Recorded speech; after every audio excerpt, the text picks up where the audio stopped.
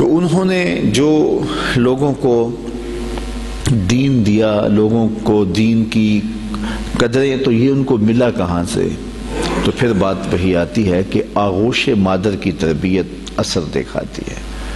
اگر انہوں نے 70 ہزار لوگوں کو دین کے لیے بلایا اور لوگ کھچے چلے آئے، اور پھر 4 ہزار لوگ ایک مجلس میں وہ واصل باللہ ہوتے چلے گئے، تو ہم اگر دیکھتے ہیں جب وہ گھر سے حصول علم کے لیے نکلتے ہیں تو ماں ان کی آستین میں 40 درہم سی دیتی ہے، اور ساتھ یہ تاکید کرتی ہے کہ بیٹا تو نے جھوٹ نہیں بولنا ہے۔ اللہ اکبر۔ پھر راستے میں جب قافلہ لوٹا جاتا ہے تو ایک بچہ سمجھ کے کس کے پاس کیا رکھا ہوگا، کوئی تلاشی بھی نہیں لیتا۔ گزرتے سرے راہ ہی ڈاکو پوچھ لیتا ہے آپ کے پاس بھی کچھ ہے؟ تو کہتے ہیں ہاں میرے پاس بھی 40 درہم ہے۔ تو وہ حیرت زدہ ہو کے رک جاتا ہے کہ بلّہ چوروں اور ڈاکوؤں کو بھی پیسے بتائے جاتے ہیں؟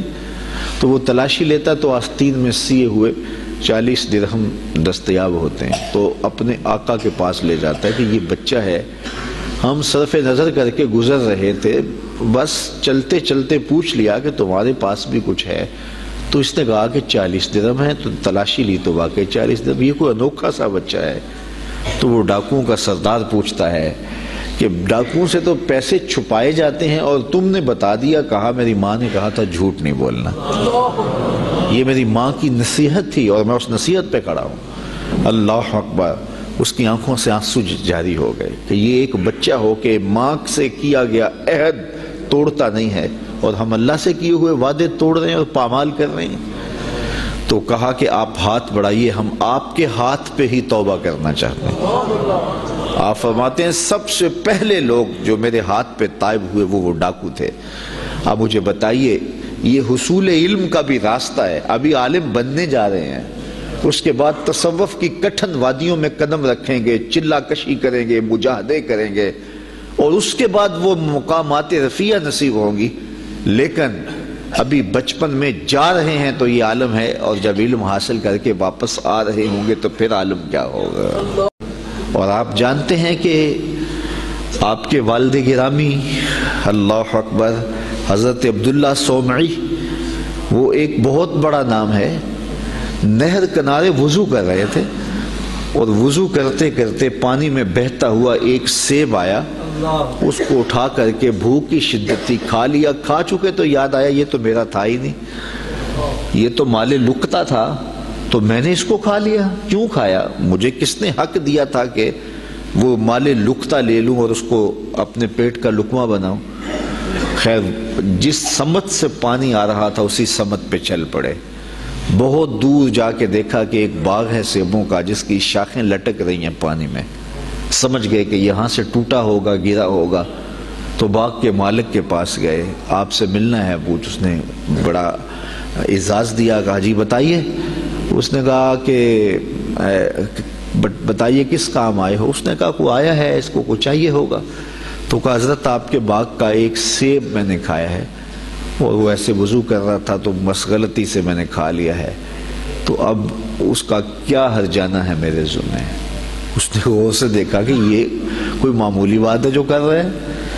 اس نے کہا، اس کے تیور بدل کے، پہلے تو مہمان نوازیاں تھی، کہا نہیں ایسے نہیں معافی ملے گی۔ کہا کیسے معافی ملے گی؟ کہا 12 سال میرے باغ کی گوڈی کرنی پڑے گی۔ ایک سیب کے بدلے 12 سال؟ لیکن وہ بھی کوئی صاحب نظر تھے، اور وہ بھی اس دوران ان کی تربیت کرنا چاہتے تھے اور انہیں دیکھنا چاہتے تھے، تو کہا کہ 12 سال تمہیں میرے باغ کی گوڈی کرنی پڑے گی۔ تو تیار ہو گئے کہ ٹھیک ہے، وہ میرا گناہ تو دھل جائے گا، تم معاف تو کر دو گے۔ آج غوث پاک کی 11ویں پکانے والے دیکھیں وہ کس مال سے پکا رہے ہیں۔ یہ میں غوث اعظم کے والد کی کہانی سنا رہا ہوں۔ اللہ اکبر۔ 12 سال گوڈی کر رہے ہیں، 12 سال۔ 12 سال کے بعد ایک دن باغ کے مالک نے کہا کوئی سیب توڑ کے لاؤ، تو وہ سیب توڑ کے لے گئے، تو وہ بھی کچا ہی تھا، وہ اس طرح کا پختہ نہیں تھا جس طرح کہ توڑ کے پیش کیا جاتا ہے۔ تو کہا 12 سال ہو گئے میرے باغ میں کام کرتے ہوئے، تمہیں ابھی تک یہی نہیں پتا چلا کہ اچھا سیب کون سا ہوتا ہے؟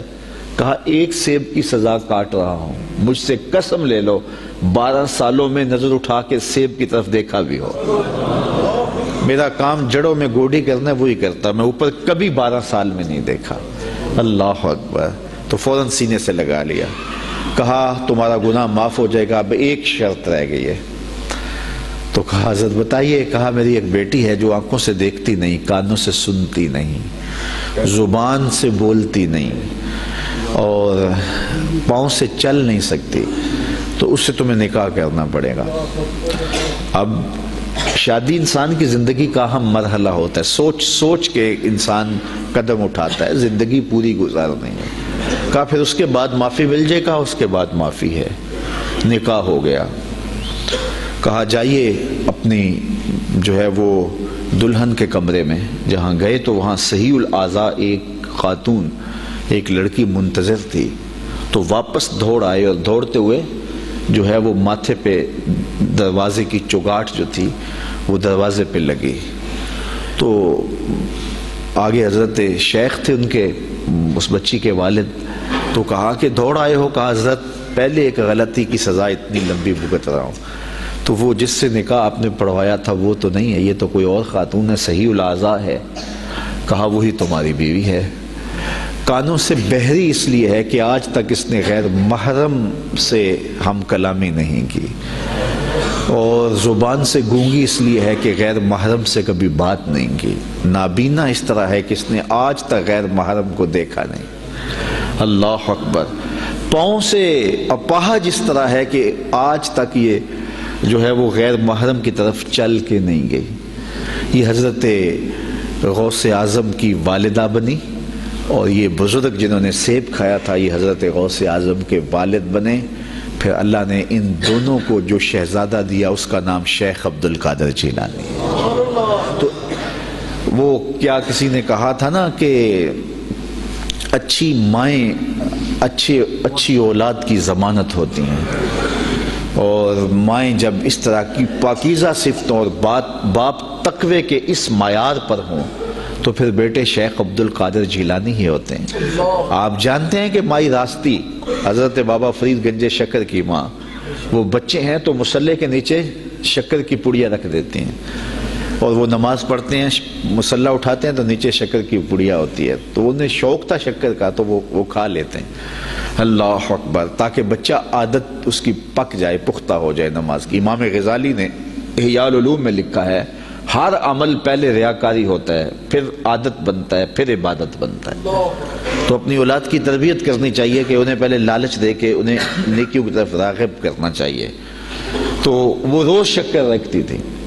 ایک دن ماں کہیں گئی تھی اور آتے ہوئے لیٹ ہو گئیں، اور نماز کا وقت آ گیا۔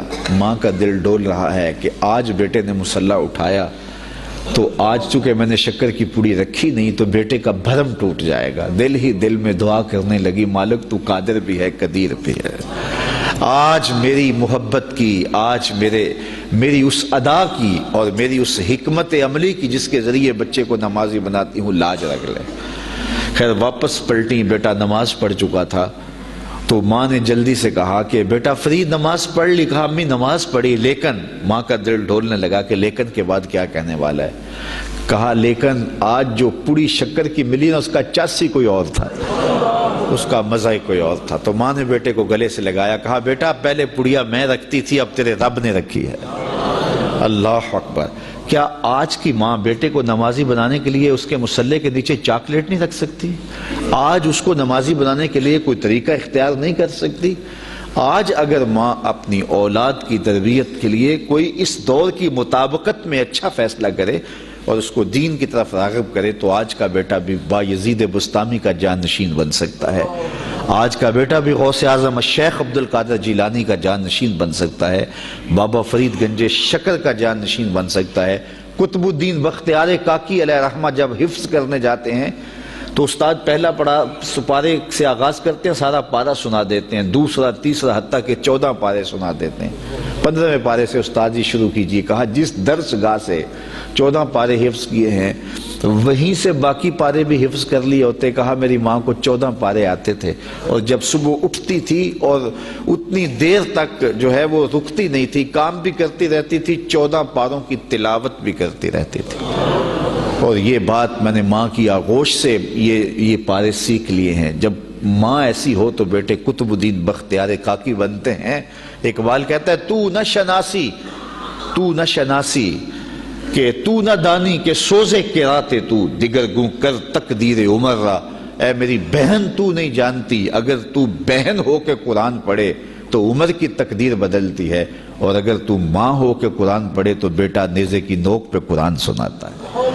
تو ماؤں کو خاص طور پہ اپنی اولاد کی تربیت کے اندر کوشاں ہو جانا چاہیے۔ یہی حضرت غوث اعظم رضی اللہ تعالیٰ عنہ کی تعلیمات ہمیں بتاتی ہیں۔ وآخر دعوانا